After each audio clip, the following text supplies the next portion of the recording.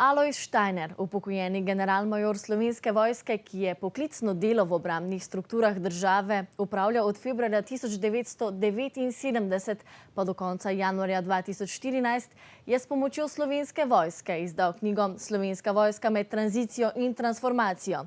V knjigi predstavlja pojav transformacije in njene paradigme ter transformacije na obrambno-vojaškem področju. Sedaj ga pa lepo pozdravljam v našem studiu. Dober dan. Povejte nam torej kaj več o sami knjigi, nam laikom, o čem torej bistvo te knjige. Knjiga govori o razvojni poti Slovenske vojske in obrambnega sistema, in sicer v obdobju tranzicije, se pravi prilagajanja, potem pa tudi v obdobju globalnih sprememb in temeljite preobrazbe te vojske v tako imenovanem obdobju transformacije. Kako pa je knjiga nastajala? Pravzaprav, kje ste dobili navdih zanjo, verjetno vseh teh letih dela, ampak vendarle, kako se potem človek odloči, da bo o vsem tem napisal knjigo? Če si ne samo sopotnik, ampak tudi tisti, ki si sodeloval pri vodenju Slovenske vojske, potem za sabo nosiš tudi del informacij in spoznanj. Ideja za knjigo je pa prišla po zaključku doktorskega študija.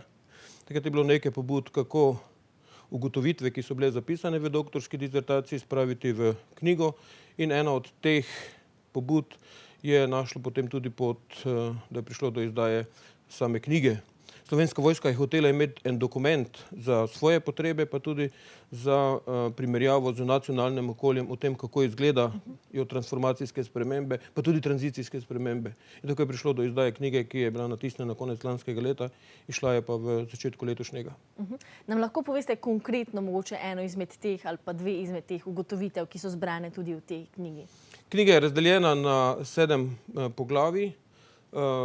Najprej pojasnjujemo pojem tranzicije in pa transformacije, potem opisujem razvojno pot vojske, potem pa se lotevam značilnosti v tranzicijskem obdobju, se pravi do takrat, ko smo prišli v zavezništvo, in transformacijskih sprememb, ki so se začele sicer že veliko prej, ampak največja dinamika teh je bila po vstopu v Evropsko unijo in v zavezništvo. V osrednjem delu knjige se pa lotevam določenih proučevanj določenih področij, 4 so takšna, torej katere so te transformacijske značilnosti, kako je to delovalo na področju mednarodnih operacij in misij, kako se to kaže na področju vključevanja žensk v Slovensko vojsko in posebej, kako se to kaže na področju, ko Slovenska vojska pomaga v sistemu zaščite in reševanja. In kakšen doprinos so vse te ugotovitve zbrane v tej knjigi, pravzaprav v slovenski vojaški literaturi? Je kakšna podobna knjiga doslej že obstajala? Jaz zdaj upam, da ne bo zvenelo preveč kot samohvala, ampak takšne knjige do sedaj v Sloveniji še nismo imeli. Tudi v mednarodnem okolju o primerljivih vojskah je malo. V tem pogledu je knjiga lahko doprinos temu, kako je treba realno gledati na razvoj in proučevati razvoj obrambno-vojaških sistemov. In knjiga je lahko tudi zelo dober pripomoček študentom, zlasti na obramboslovju, pa tudi drugim na področju politologije, kjer vsebuje izjemno dosti podatkov in kazateljev. Torej, knjiga je zelo primerna za študente. Komu bi sicer še priporočali branje, listanje take knjige?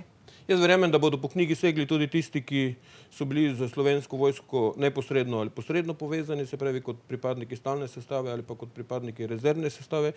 Verjamem, da bodo po knjigi posegli tudi tisti, ki so jo spremljali na medijskem področju.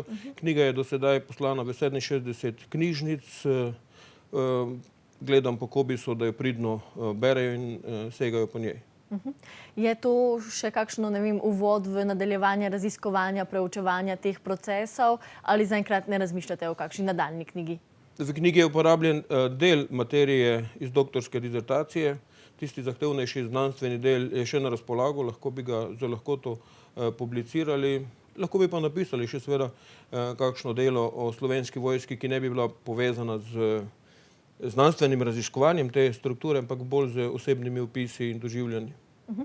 Najlepša hvala, da ste nas obiskali v studiu. Hvala za vse te odgovore in seveda uspešno raziskovanje še naprej vam želim. Hvala za povabilo.